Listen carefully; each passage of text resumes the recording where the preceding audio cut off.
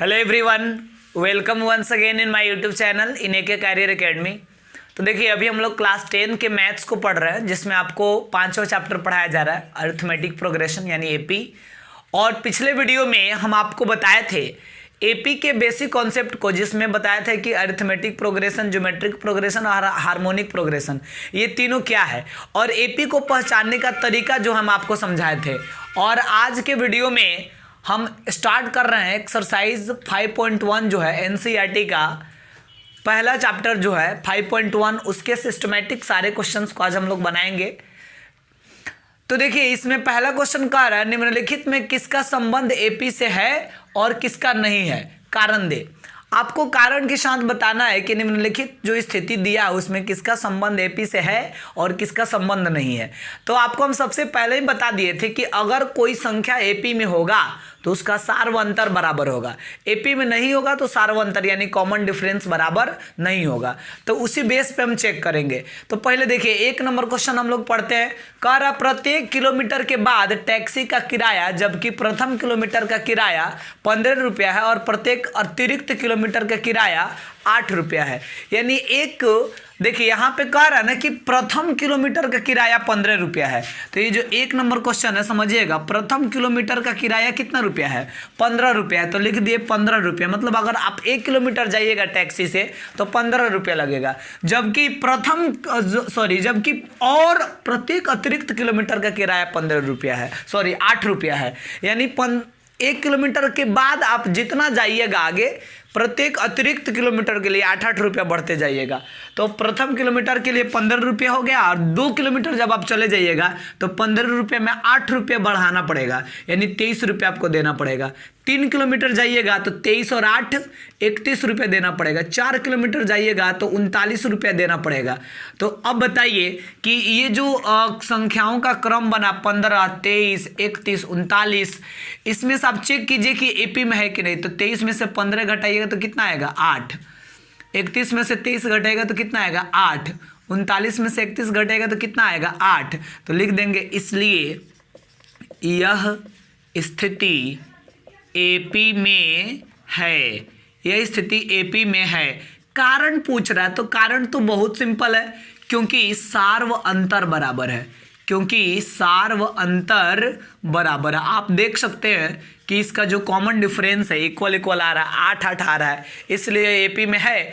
और अगर मान लीजिए कि बराबर बराबर नहीं आता तो ये एपी में नहीं रहता। आते हैं अब 2 नंबर क्वेश्चन पे। देखिएगा, ध्यान से समझिएगा।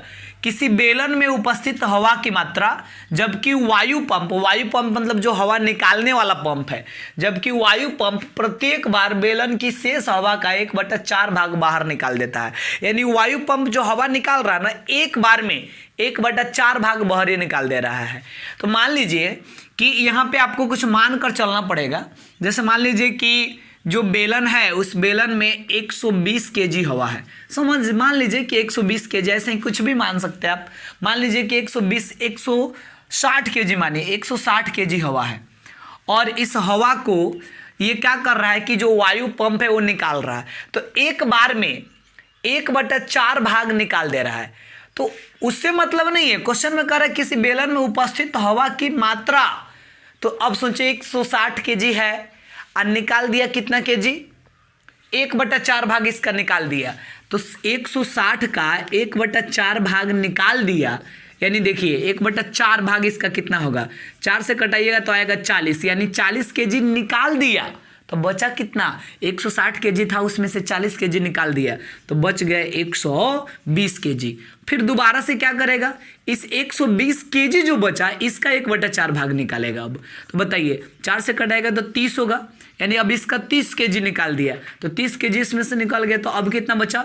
90 केजी डॉट। तो यहाँ पे जो संख्याओं का क्रम बन रहा है, आप बताइए कि ये एपी में है कि नहीं, इसका चेक करना है इस बात को। तो 120 में से 160 घटाइएगा तो होगा -40, और 90 में से 120 घटाएगा तो -30।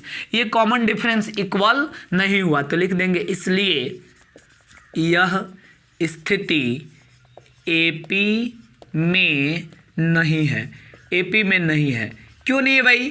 क्योंकि सार्व अंतर बराबर नहीं है। कॉमन डिफरेंस जो है ये बराबर नहीं है, इसलिए एपी में नहीं है। आइए अब 3 नंबर क्वेश्चन को समझाते हैं। कहा जा रहा है कि प्रत्येक मीटर की खुदाई के बाद एक कुआं खोदने में आई लागत, माने कुआं एक खोदा जा रहा है तो उसमें कितना कॉस्ट लगेगा, कितना लागत लगेगा, यही पूछ रहा है। जबकि प्रथम मीटर खुदाई की लागत 150 रुपया है। यानी 3 नंबर क्वेश्चन में कह रहा है कि 1 मीटर कुआं खोदिएगा ना तो उसका कॉस्ट है 150 रुपये, 150 रुपया लगेगा। और उसके बाद कह रहा है कि और बाद में प्रत्येक मीटर की खुदाई का लागत 50-50 रुपये बढ़ते जाता है। यानी दूसरे मीटर के लिए 50 रुपया बढ़ जाएगा 200, तीसरे मीटर के लिए 50 रुपये और बढ़ जाएगा 250, चौथे मीटर के लिए 50 रुपये और बढ़ जाएगा 300। तो ये देखिए ये इस प्रकार का एपी बन गया। तो अब यहाँ पे आप देखें कि इसका कॉमन डिफरेंस बराबर हो रहा है कि नहीं। तो 200 में से 150 घटाइएगा तो 50 आएगा, 250 में से 200 घटाइएगा तो भी 50 आएगा, 300 में से 250 घटाएगा तो भी 50 आएगा। तो यहाँ पे हमको दिख गया कि सार व अंतर बराबर बराबर है। तो लिख देंगे इसलिए यह स्थिति एपी में है, एपी में है। क्यों भाई? क्योंकि सार व अंतर बराबर है, इसलिए यह स्थिति क्या है, एपी में है। चलिए इसके बाद लास्ट क्वेश्चन समझते हैं। 4 नंबर का आ रहा है खाते में प्रत्येक वर्ष का मिश्रधन जबकि 10,000 रुपये की राशि 8% वार्षिक दर से चक्रवृद्धि ब्याज पर जमा की जाती है। मतलब खाता में मिश्रधन की राशि बताना है। अब यहाँ पर हो क्या रहा है कि एक मतलब राशि टोटल कितना का है, 10,000 रुपया का। समझिएगा 10,000 रुपया का राशि है और इसको चक्रवृद्धि ब्याज पर जमा किया जा रहा है। तो चक्रवृद्धि ब्याज यानी कंपाउंड इंटरेस्ट, तो उसका एक अलग प्रॉपर्टी होता है। कंपाउंड इंटरेस्ट में क्या होता है कि जैसे 10,000 रुपया, मान लीजिए कि 10,000 रुपया जमा किया गया बैंक में और 8% के रेट से ब्याज दिया, तो 8% के रेट से जब ब्याज देगा तो पहली साल में 10,000 का आप 8% निकालेंगे तो कितना हो जाएगा, 2 0 से 2 0 कट जाएगा, तो 8 में 100 से गुना कीजिएगा तो 800, यानी पहली साल का ब्याज निकल गया 800। तो हम जमा किए थे 10,000 रुपया, अब पहली साल के बाद ब्याज मिल गया 800, तो हो गया 10,800 रुपया हमारे खाते पर टोटल। अब फिर उसके बाद अगले साल जो ब्याज मिलेगा वो इस पर नहीं मिलेगा, इस पर मिलेगा, क्योंकि हमारा अमाउंट इतना हो चुका है। ये कंपाउंड इंटरेस्ट का प्रॉपर्टी है। अब इसका 8% आप निकालिएगा, 10,800 का 8% निकालिएगा तो कितना हो जाएगा, 2 0 से 2 0 कट जाएगा। अब 8 से गुना कीजिएगा तो 8 8 64, 8 है कम 8, 864 रुपया।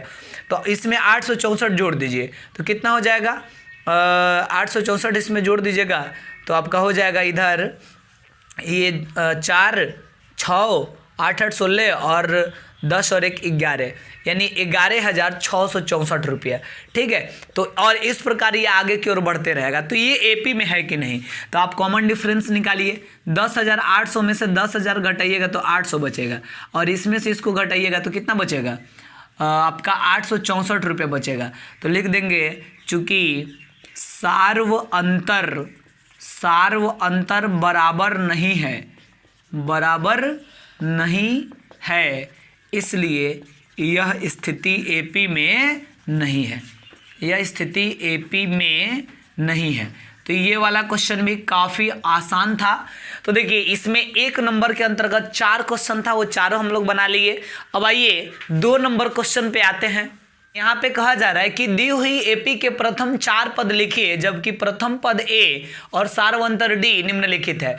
यानी ये जो एपी दिया हुआ है इसमें प्रथम पद ए है और जो दिया है क्वेश्चन में सार्वंतर डी है और ये भी दिया हुआ है, और कह रहा है कि प्रथम 4 पद यानी शुरू वाले 4 पद आपको लिखने हैं।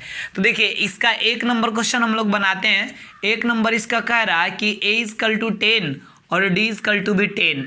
और देखिए इसमें हमें करना क्या है कि पहला पद यानी टर्म फर्स्ट, दूसरा पद यानी टर्म सेकंड, तीसरा पद यानी टर्म थर्ड, चौथा पद यानी टर्म फोर्थ, ये निकालना है चारों। तो पहला पद यहाँ पे टर्म फर्स्ट लिखे हैं, पहला पद यहाँ पे ए दिया है यानी टर्म फर्स्ट ए के इक्वल होगा, तो ये कितना है 10 है। और टर्म सेकंड निकालना है। तो आप खुद से सोचिए, जैसे मान लीजिए कि कोई एपी है 3 5 7 9 डॉट डॉट, तो इसका सार्वंतर कितना है डी, 2 2 हो रहा है ना, घटाने पे 2 बच रहा है।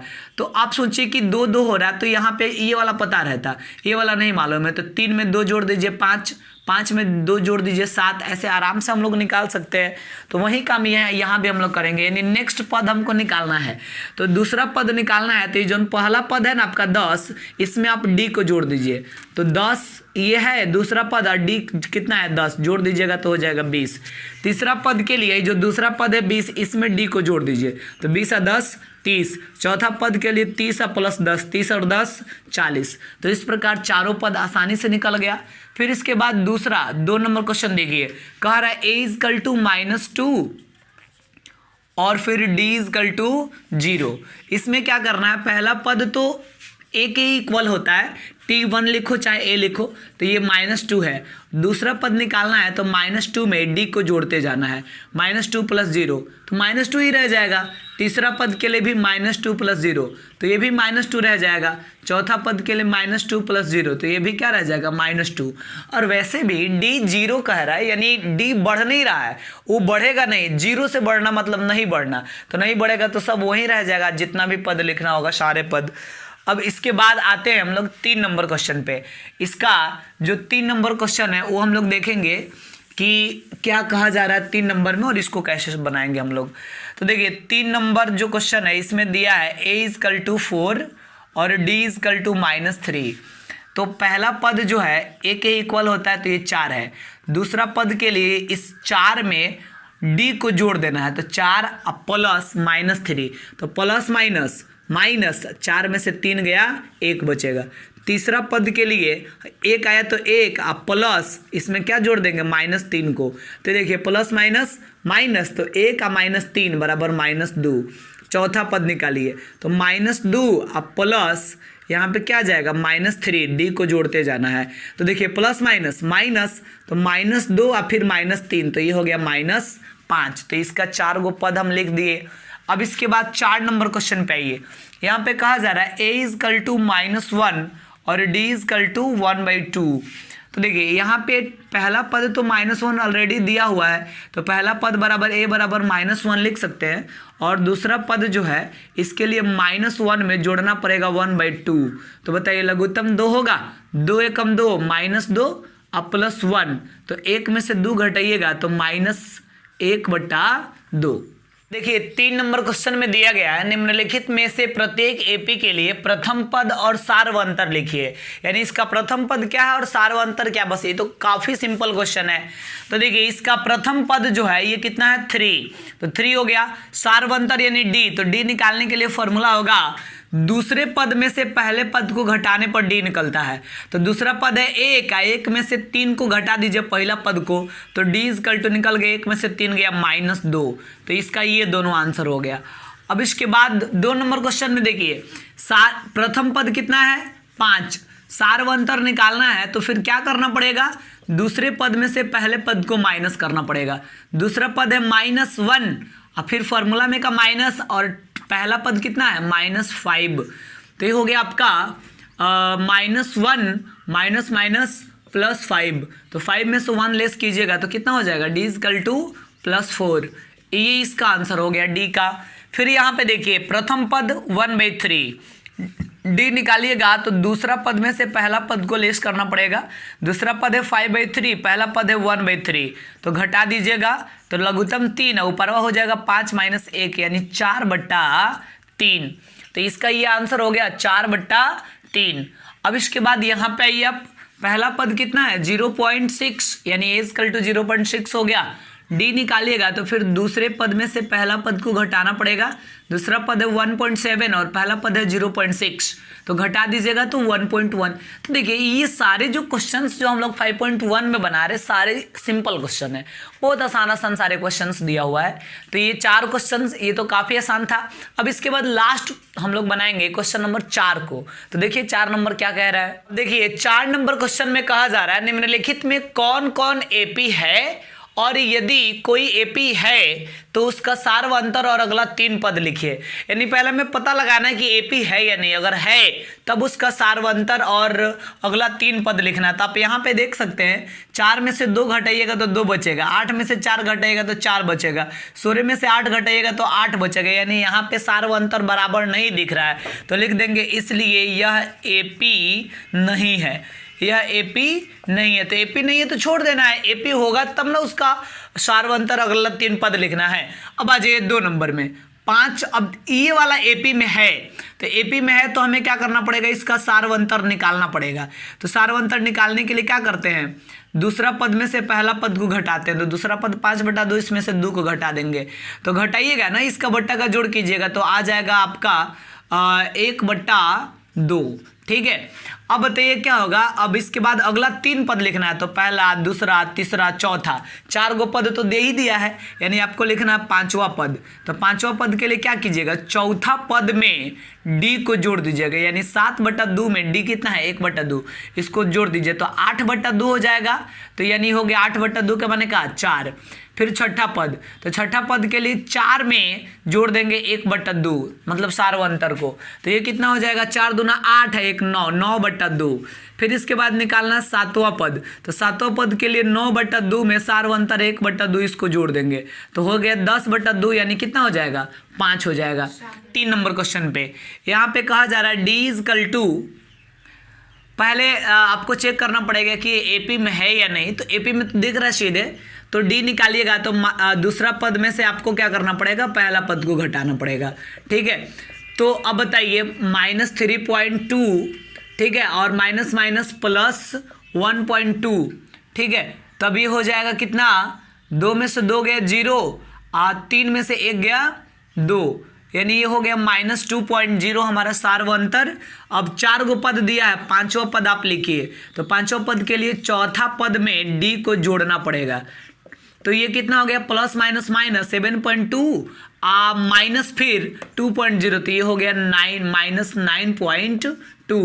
फिर छठा पद निकालने के लिए -9.2 में जोड़ देंगे -2.0 को, तो प्लस माइनस माइनस यानी -9.2 -2.0, तो ये हो गया -11.2।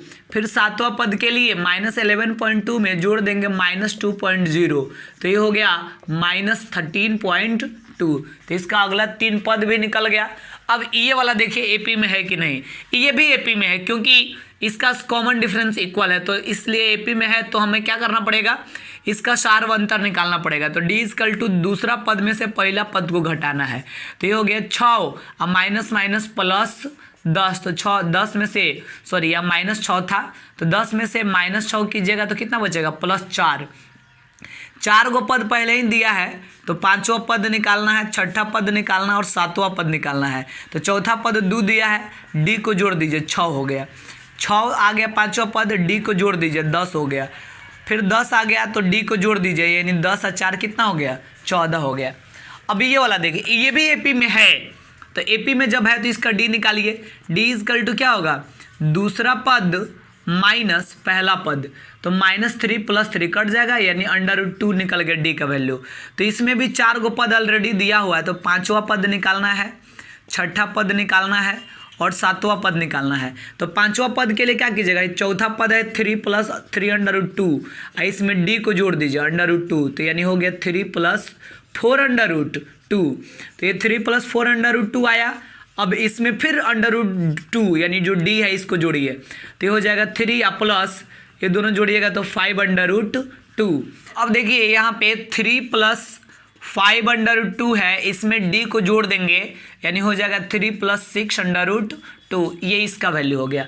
और ये वाला आप इसमें से घटाइएगा इसको, तो 0.22 में से जब इसको घटाइएगा तो इसका जो है ये आएगा आपका 0.02, बिकॉज देख लीजिए 0.22 में से घटाना है 0.2 को, तो इसके नीचे कुछ नहीं तो आप 0 दे सकते हैं, तो 2 में से 0 गया 2 में से 2 गया 0 और फिर ये 0.02 होगा।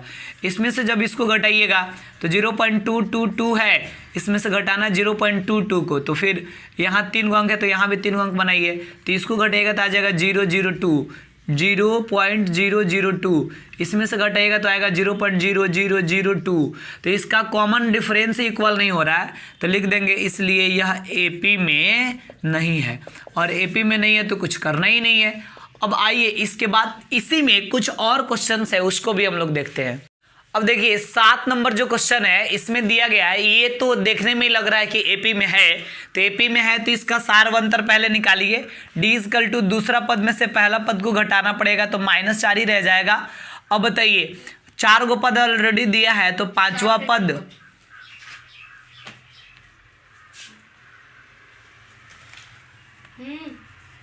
हो गई। चलिए अब देखिए नेक्स्ट क्वेश्चन जो है 7 नंबर, इसमें कह रहा है 0, -4, -8, -12। ये देखने में ही लग रहा है कि एपी में है, तो पहले सारवंतर निकाल लीजिए। डी इज कल टू दूसरा पद में से पहला पद को घटाना पड़ेगा, तो -4 में से 0 घटाइएगा तो -4 रह जाएगा। 4 पद तो ऑलरेडी दिया हुआ है तो निकालना पड़ेगा 5वां पद, 6ठा पद और 7वां पद। तो 5वां पद के लिए क्या कीजिएगा, चौथा पद में डी को जोड़ दीजिएगा, यानी डी है -4। तो 12 में प्लस माइनस माइनस, तो -12 -4 यानी हो गया -16। फिर -16 में जोड़ दीजिए -4 को, तो -16 -4 -20। फिर -20 में जोड़ दीजिए -4 को, तो -20 -4 -24। अब देखिए यहाँ पे ये तो बराबर बराबर दिख रहा है, तो घटाइएगा तो सब में 0 0 आएगा, तो इसका भी कॉमन डिफरेंस इक्वल है, तो ये भी एपी है। तो लिख देंगे डी इज कल टू -1/2 माइनस, फिर इसमें से आपको घटाना है -1/2। तो देखिए माइनस माइनस प्लस, तो +1/2 -1/2 कट के क्या हो जाएगा 0। इसमें 4 गो पद ऑलरेडी दिया है, 5वां पद निकालने के लिए आपको क्या करना है कि, और आप खुद से सोचिए डी 0 0 बढ़ रहा है तो ये सारा सेम ही आते जाएगा, तो 5वां पद भी इतना ही होगा, 6ठा पद भी इतना ही होगा और 7वां पद भी इतना ही होगा। इसके बाद ये वाला देखिए 3 में से 1 गया 2, 9 में से 3 गया 6, 27 में से 9 गया 18, तो ये तो इक्वल ही नहीं आ रहा है, तो लिख देंगे इसलिए यह एपी नहीं है। अब आइए इसके बाद नेक्स्ट क्वेश्चन देखते हैं 10 नंबर। ये तो देखने में ही एपी लग रहा है, तो अब इसमें से चूंकि इसका सारवंतर इक्वल होगा तो सारवंतर आप निकाल लीजिए। दूसरा पद में से पहला पद को घटाना पड़ेगा तो ए बचेगा। अब 4 पद ऑलरेडी दिया हुआ है, 5वां पद निकाल लीजिए, 6ठा पद निकाल लीजिए और 7वां पद निकाल लीजिए। तो चौथा पद है 4a, इसमें a जोड़िए बिकॉज डी आपका a आया है तो 5a। फिर 5a में a जोड़िए तो ये हो गया 6a। फिर 6a में a जोड़िए तो ये हो गया 7a। तो इस प्रकार ये भी बहुत सिंपल है, और ये तो एपी में डेफिनेटली नहीं है बिकॉज ये जीपी में है, तो लिख देंगे चूँकि इसका सारवंतर इक्वल नहीं है इसलिए यह एपी नहीं है, लिख देंगे यह एपी नहीं है। और इसके बाद इस क्वेश्चन को देखेंगे हम लोग, तो यहाँ पे आप समझिए ये √2 है तो √2 या 8 के बदले आप क्या लिख सकते हैं, तो ये जो 8 है ना, 8 का मतलब 4 × 2, तो 4 का वर्गमूल 2 बाहर 2 अंदर। 18 का मतलब 9 × 2, तो 9 का वर्गमूल 3 बाहर 2 अंदर। 32 का मतलब 16 × 2, तो 16 का वर्गमूल 4 बाहर 2 अंदर डॉट डॉट। तो अब क्या होगा कि इसका ये एपी में है बिकॉज √2 सब में बढ़ रहा है, तो डी इज कल टू 2 √2 माइनस √2। दूसरे पद में से पहला पद को घटा दिए तो डी निकल गया √2। 4 पद ऑलरेडी दिया है, 5वां पद निकालिए। 5वां पद के लिए √32 चौथा पद, इसमें जोड़ देंगे √2 को, तो √32 का मतलब क्या, आप एक काम कीजिए चौथा पद √32 नहीं ये लिखिए 4√2, इसमें जोड़ दीजिए √2 को, तो ये हो गया 5√2। और 5 को भी आप अंदर लीजिए, 5 रूट के बाहर है, रूट के अंदर ले जाइएगा तो 5 का मतलब क्या √25, √25 को ही हम 5 कहते हैं, तो √25 √2 तो हो गया √50, 25 दूना 50। छठा पद निकालिए, तो 5वां पद क्या है 5 √2, तो इसमें भी जोड़ दीजिए √2 को, यानी ये हो गया 6 √2। 6 को जब अंदर लेंगे रूट में तो √36 लिख सकते हैं, √36 में √2 से गुना करेंगे तो √72 हो जाएगा। फिर इसके बाद 7वां पद, तो छठा पद आया 6 √2, इसमें जोड़ दीजिए √2, तो ये हो गया 7 √2। 7 को अंदर लीजिएगा √ के अंदर तो √49, 49 दूना 98, यानी हो गया √98। तो इसका ये आंसर होगा। तो ये 12 क्वेश्चन बनाए और लास्ट 3 क्वेश्चन बाकी है, उसको देख लेते हैं। ये 8 नंबर जो क्वेश्चन है, ये चूंकि √3 √6 √9 √12 आपको दिख रहा है कि √3 बड़ा, बट ऐसी बात नहीं है, ये एपी में नहीं है, ठीक है। इसका वैल्यू अलग होगा, इसका वैल्यू अलग, इसका वैल्यू अलग, तो लिख देंगे यह एपी में नहीं है, ठीक है। इसके बाद आप आए यहाँ पे √1 का स्क्वायर 1 ही होता है, 3 का स्क्वायर 9, 5 का स्क्वायर 25, ये 49। देखिए इसमें 8 को बढ़ा है, इसमें 24 सॉरी इसमें जो है 16 को बढ़ गया, इसमें जो है 24 को बढ़ गया, तो लिख देंगे यह एपी नहीं है, यह एपी नहीं है। अब यहाँ पे आइए 1 का स्क्वायर 1, 5 का स्क्वायर 25, 7 का स्क्वायर 49 और 73, कमा डॉट डॉट। तो इसमें कई गो बढ़ा? 24 गो बढ़ा।